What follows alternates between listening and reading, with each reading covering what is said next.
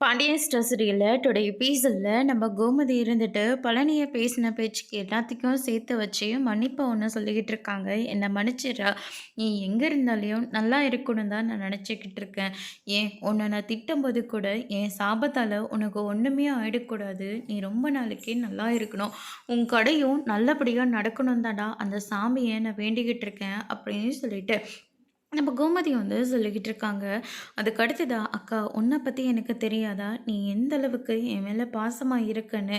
எனக்காக நீ எதையும் செய்வனே எனக்கு நல்லாவே தெரியும்க்கா. நீ அதை நினச்சிலாம் வருத்தப்படாத. டேய் உனக்காக நான் என்ன வேணால் செய்வேன்டா. எனக்காக நான் எவ்வளோ திட்டினாலையும் வாங்கிக்கிட்டு எனக்கு ஒன்றுனா நீயே அண்ணன் எல்லாருமே வந்து நின்னீங்கள, எனக்கு எவ்வளோ சந்தோஷமாக இருந்தது தெரியுமா? இனிமேல் எனக்கு எந்த கவலையும் வரவே வராது, எந்த மன கஷ்டமும் எனக்கு இருக்காதுடா. ஏன்னு கேட்டீங்கன்னா எனக்காக யாரும் இல்லைன்ற வருத்தம் போயிட்டு, எனக்கு ஒரு பிரச்சனைனா, என் குடும்பமே என் கூட இருக்குன்ற ஒரு சந்தோஷம் எனக்கு வந்தாச்சுடா. இனிமே எதை பற்றியும் நான் கவலைப்படுறதா இல்லை அப்படின்னு சொல்லிட்டு, நம்ம கோமதி வந்து சொல்லிக்கிட்டு இருக்காங்க. பழனி இதெல்லாம் கேட்டோன்னே ரொம்பவே சந்தோஷப்படுறாங்க. அதுக்கு அடுத்ததா, "டேய் பழனி, நான் கண்டிப்பாக உன் கடைக்கு நான் வருவேன். உனக்காக நான் எல்லா வேலையும் இழுத்து போட்டு செய்வேன்டா. அது மட்டும் கிடையாது, என்னென்ன பண்ணணும்னு சொல்லு, அது எல்லாத்தையுமே நான் செஞ்சு கொடுக்குறேன்." அப்படின்னு சொல்லிட்டு, உங்கள் மச்சான் கூட உன் மேலே நிறைய பாசம் வச்சுருக்காரு, நம்மக்கிட்ட ஒரு வார்த்தை சொல்லாமா, அதுவும் நம்ம கடைக்கு எதிராகவே இருக்கானே அப்படின்னு சொல்லிட்டு தான் நாங்கள் வருத்தப்பட்டங்களே தவிர, மற்றபடி நீ எங்கே இருந்தாலையும் நல்லா இருக்கணும் அப்படின்னு சொல்லிட்டு தான் நானும் உங்கள் மச்சாவும் நினச்சிக்கிட்டு இருக்கோம். அதே மாதிரி உனக்கு ஒன்றும் நடக்கக்கூடாது, எந்த கட்டதும் உனக்கு நான் வரவே கூடாது, எங்கே இருந்தாலையும் நீ ரொம்ப நல்லா இருக்கணும் அப்படின்னு சொல்லிட்டு நம்ம கோமதி வந்து சொல்லிக்கிட்டு இருக்காங்க. அதுக்கு அடுத்ததாக வந்து பார்த்தீங்கன்னா, "அக்கா உன் கூட நான் ஸ்டேஷனுக்கு வரணுமா?" நம்ம பழனி வந்து கேட்டுக்கிட்டு இருக்காங்க. ஆனால் கோமதி இருந்துட்டு, "வேண்டாண்டா, ஏற்கனவே எங்களால் நிறைய வேலை உனக்கு கிட்ட போச்சு, அதனால் நீ போய் உன்னோட பொழப்ப பாரு, நீ இன்னும் மேலே மேலே வளர்ந்துக்கிட்டு போயிட்டே இருக்கணும்." அப்படின்ற மாதிரி கோமதி வந்து சொல்லிடுறாங்க. "அப்படின்னா சரிக்கா, நான் கடைக்கு கிளம்புறேன், எதுவாக இருந்தாலையும் என்னை ஒரு வார்த்தை கூப்பிடுக்கா." அப்படின்னு சொல்லிட்டு பழனி அங்கேருந்து கிளம்பிடுறாங்க. அதுக்கு அடுத்ததாக ராஜி இருந்துட்டு, "சித்தப்பா ஒரு நிமிஷம் நில்லுங்க, இதை வந்து அப்பாவுக்கும் சித்தப்பாவுக்கும் கொடுத்துருங்க." அப்படின்ற மாதிரியே சொல்கிறாங்க. "என்னம்மா லெட்டரா? சரிம்மா நான் கொடுத்துட்றேன்." அப்படின்னு சொல்லிட்டு பழனி அதை வாங்கிட்டு நேராக வீட்டுக்கு போகிறாங்க.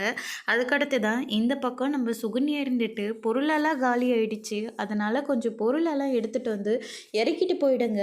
அப்படின்னு சொல்லிட்டு சுகன்யா இருந்துட்டு மளிகை பொருள் போடுறவங்க எல்லாருக்கும் ஃபோன் பண்ணி பேசிக்கிட்டு இருக்காங்க. அதுக்கடுத்து தான், "என்ன கடை பொறுப்பெல்லாம் உன் தலைக்கு வந்துடுச்சு போல இருக்குது, பின் என்ன உங்கள் பையன் அங்கேயும் இங்கேயும் போயிட்டுருக்காரு, அதனால தான் நான் பார்த்துட்ருக்கேன்." அப்படின்ற மாதிரியே சொல்லிடுறாங்க. "ஏன் நான் பார்க்கக்கூடாதா?" "அப்படியெல்லாம் நான் சொல்லலைம்மா, அதனால தான் ஒருவேளை என் பிள்ளை அவங்க அக்காவுக்கு போய் உதவி பண்ணக்கூடாதா?" "அப்படியெல்லாம் நான் சொல்லவே இல்லை அத்தை, அவங்க ஒரு கஷ்டத்தில் இருக்கிறபோது ஓடி போய் நிற்கிறது தான் நல்ல மனுஷனுக்கு அழகு, அதில் நான் எந்த குறையும் சொல்ல மாட்டேன்." அப்படின்னு சொல்லிட்டு சுகன்யா வந்து சொல்லிடுறாங்க. அதுக்கு அடுத்ததா, "எப்பரா இருக்கா உங்க அக்கா?" அப்படின்னு சொல்லிட்டு காந்திமதி வந்து கேட்கவும், பழனி இருந்துட்டு, "அக்காவுக்கு என்ன? அக்கா ரொம்பவே வருத்தமாக தான் இருக்குது, அதனுடைய மனசு ஆறவே இல்லை." அப்படின்னு சொல்லிட்டு நம்ம பழனி வந்து நடந்த எல்லா விஷயத்தையும் வந்து சொல்லிக்கிட்டு இருக்காங்க. "ஆமாம், கையில் என்ன லெட்டர் மாதிரி இருக்குது, ராஜி வந்து அண்ணனுங்களுக்கு கொடுக்க சொல்லிச்சு, நான் போய் கொடுத்துட்டு வந்துடுறேன்." "ஆமாம், உங்கள் அக்கா வீட்டார் பேசினதெல்லாம் ஞாபகம் தான் இருக்குது, இப்போ மட்டும் அவங்க உன்னை புரிஞ்சு ஏற்றுக்கிட்டாங்களா? இதே விஷயத்த தானே அன்றைக்கி சொல்லலான்னு போனீங்க, அன்றைக்கி யாராச்சும் உங்கள் பேச்சை கேட்டாங்களா?" "இல்லை இல்லை, இன்றைக்கி மட்டும் கேட்டுக்கிட்டு இருக்காங்க, அதுவும் நீங்கள் போய் இப்படி நிற்கிறதுனால தான். இனிமே அக்கா அங்கே மனசை மாறிட்டாங்க, புரிஞ்சுக்கிட்டாங்கன்னு சொல்லிட்டு அந்த வீட்டுக்கு போய் நிற்கிற வேலை வேண்டாம், நமக்கான வீடு இது மட்டும்தான், புரிஞ்சதில்ல." அப்படின்ற மாதிரி சொல்லிடுறாங்க. "அதெல்லாம் நல்லாவே புரிஞ்சுது, நான் ஒன்றும் அங்கே போக மாட்டேன்." அப்படின்னு சொல்லிட்டு இந்த பக்கம் பழனி வந்து சொல்லிக்கிட்டு இருக்காங்க. அதுக்கடுத்ததாக சக்திவேல் கிட்ட போயிட்டு, "இந்தாங்க அண்ணன், ராஜு கொடுத்துச்சு." அப்படின்னு சொல்லிட்டு லெட்டரை வந்து கொடுக்குறாங்க. "ராஜு கொடுக்க சொல்லிச்சா?" "ஆமாம், அது என்ன லெட்ரு?" "அது பெரிய அண்ணனுக்கு கொடுக்க சொல்லிச்சு." அப்படின்னு சொல்லிட்டு முத்துவேலுக்கு கொண்டு போய் கொடுக்குறாங்க அந்த லெட்டரை. அதுக்கு அடுத்ததாக முத்துவேல் இருந்துட்டு லெட்டரை ஓப்பன் பண்ணி முடிக்கிறேங்க. "நீங்கள் உங்களை நான் நிறையாவே அவமானப்படுத்திட்டேன், கல்யாணத்துக்கு முன்ன நாள் ஓடி போயிட்டு எல்லாரும் முன்னாடியும் தலகுனிய வச்சேன், கதிரோட கல்யாணம் பண்ணிட்டு மாலையும் வந்து நின்ன ஊர்க்காரங்க உங்களை கேவலமா பேசினாங்க. எல்லாத்தையும் தாங்கிக்கிட்டீங்க. அதே மாதிரி என்னை புரிஞ்சுக்கிட்டு மறுபடியும் வீடு வந்து தேடி என்னை கூப்பிட்டீங்க. ஆனா நான் வரமாட்டேன்னு சொல்லிட்டேன். எதுவுமே மனசுல வச்சுக்காம அதை எல்லாத்தையும் தூக்கி போட்டுட்டு எனக்கு ஒரு பிரச்சனைன உடனே முன்னாடி ஆளா வந்து நின்னீங்கல்ல. ரொம்ப தேங்க்ஸ்ப்பா. இதை நான் உங்ககிட்ட இருந்து எதிர்பார்க்கவே இல்லை அப்படின்னு சொல்லிட்டு ராஜி வந்து அவங்க அப்பாவுக்கு ஒரு சூப்பரான கடிதத்தை எழுதியிருக்காங்க. அதுக்கு அடுத்ததா வந்து பார்த்திங்கன்னா, காலேஜ்லேயோ ஸ்கூல்லேயோ இது எங்கேயுமே எனக்கு ஏதாவது ஒரு பிரச்சனைனா அப்படியே கம்பீரமாக வந்து நிற்பீங்க. அதே மாதிரி இன்றைக்கி ஸ்டேஷன்லேயும் நீங்கள் தான்ப்பா வந்து கம்பீரமாக நின்றீங்க.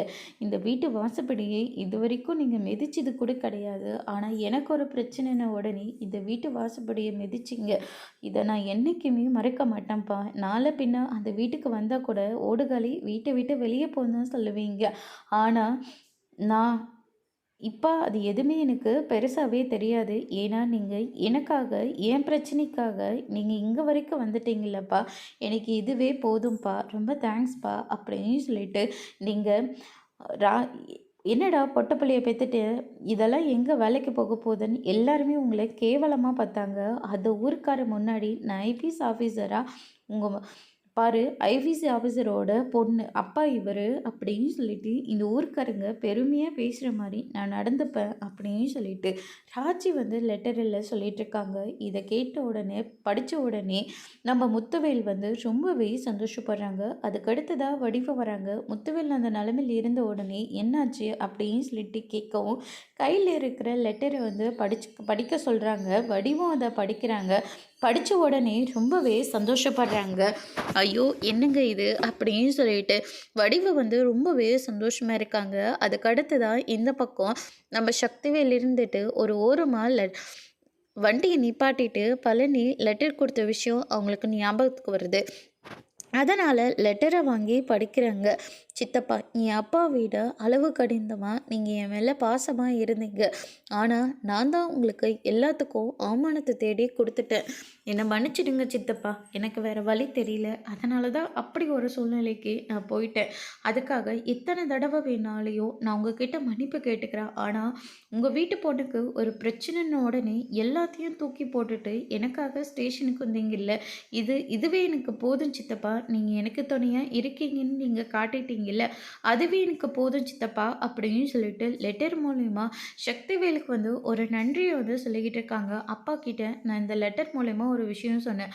நான் சீக்கிரமாக போலீஸ் ஆஃபீஸர் ஆகிடுவேன்னு சொல்லிட்டு எந்த ஸ்டேஷனில் என்ன பார்த்து நீங்கள் 2 பேரும் கண்ணை கலங்குனீங்களோ அதே ஸ்டேஷனில் கூட நான் ப்ரமோட் ஆகி அங்கே இருப்பேன்ப்பா அப்படின்னு சொல்லிட்டு நம்ம ராஜி வந்து சொல்லிடுறாங்க. இதை கேட்டோன்னே சக்திவேல் வந்து ரொம்பவே சந்தோஷப்படுறாங்க. அதோட இன்னைக்கான எபிசோட் முடிச்சிருக்காங்க. இனி பாண்டியன் ஸ்டோரில் அடுத்தடுத்து என்னெல்லாம் நடக்க போகுதுன்றதை வெயிட் பண்ணி பார்க்கலாம். தேங்க்யூ.